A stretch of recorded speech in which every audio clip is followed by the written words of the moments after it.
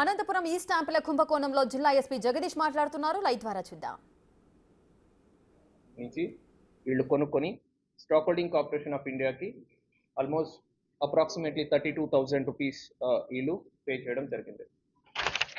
So ఈ 15,851లో మేము verify చేసినప్పుడు 438 ఎస్ఆర్సి మరి వాళ్ళ సబ్సిడరీ కంపెనీస్ వాళ్ళు కొనుక్కోవడం జరిగింది.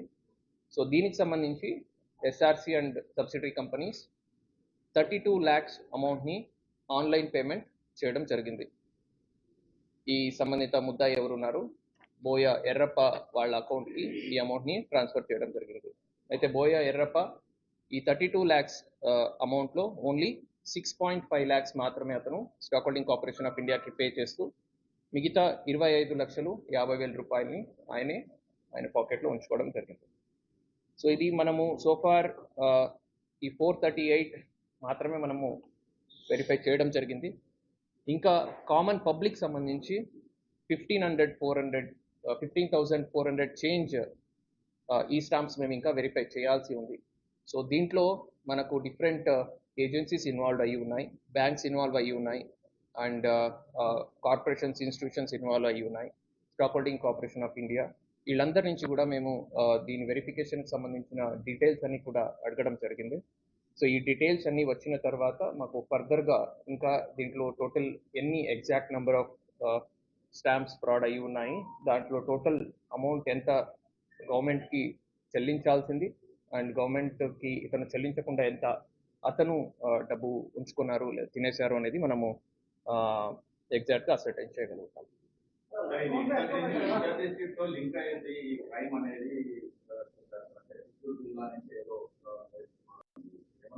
అతను చిత్తూరు జిల్లా నుంచి దీంట్లో కస్టమర్ సర్వీస్ సెంటర్ అని ఉంటుంది, దానికి సంబంధించి కొన్ని తీసుకొచ్చారు. That's legal with in permitted purview అది ఉంది. సో ఫర్దర్గా కూడా మనం ఇంకేదైనా ఉంటే దాన్ని కూడా మనం వెరిఫై చేస్తాం.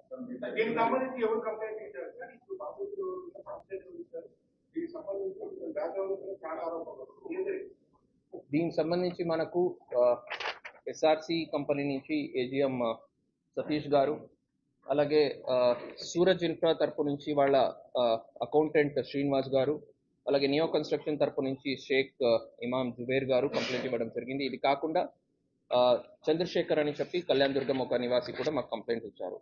సో వీళ్ళు కంప్లైనెంట్స్.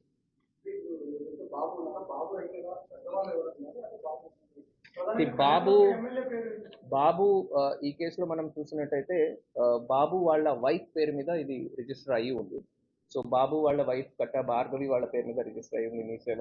సో బాబుతో పాటుగా కుర్బా మోహన్ అండ్ కుర్బా మోహన్ బాబుతో పాటుగా భువనేశ్వర్, వీళ్ళందరూ కలిసి దీన్ని ఫ్రాడ్ చేయడం జరిగింది. సో ఫోటోషాపింగ్ వాడి డాక్యుమెంట్స్ ఫోర్స్ చేయడం జరిగింది.